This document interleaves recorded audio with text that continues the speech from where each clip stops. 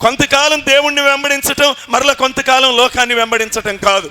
కొంతకాలం భక్తి జీవితంలో స్థిరంగా ఉండటం, కొంతకాలం జారిపోవటం కాదు. కొంతకాలం ఆత్మ తీవ్రతతో ఉండటం, మరి కొంతకాలం కనబడకుండా పోవటం కాదు. కొంతకాలం బలంగా ప్రార్థన చేయటం, కొంతకాలం ప్రార్థన లేకుండా జారిపోవటం కాదు. కొంతకాలం దేవుని భయభక్తులతో వణుకుతూ బ్రతకటం, మరలా కొంతకాలం లోకాన్ని భక్తిని కలగాపులగం చేసి బ్రతకటం కాదు. ఒకటే నిర్ణయం, ఇక ఆయన్ని వెంబడించిన తర్వాత వెనుతిరగకూడదు ప్రియులారా. వెనుక నాగటి మీద చెయ్యి వేసి వెనుకకు తిరుగువాడెవ్వడు నాకు పాత్రుడు కాడు అన్నాడు.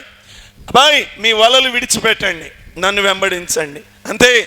పేతురైనా, అంద్రే అయినా, యాకోబైనా, యోహానైనా, ఎవరైనా సరే వాళ్ళ వలలు విడిచిపెట్టారు, యేసుక్రీస్తు ప్రభుల వారిని వెంబడించారు ప్రియులారా. చాలామంది వెంబడిస్తున్నారు, కానీ ఒక పరీక్ష ఎదురైనప్పుడు, ఒక శోధన ఎదురైనప్పుడు, ఒక ఇరుకు ఎదురైనప్పుడు, ఒక ఇబ్బంది ఎదురైనప్పుడు, ఒక చిన్న సన్నివేశం నొప్పించేది ఎదురైనప్పుడు యుద్ధరంగములో నుంచి వెనుకకు తిరిగి వెళ్ళిపోతున్నారు.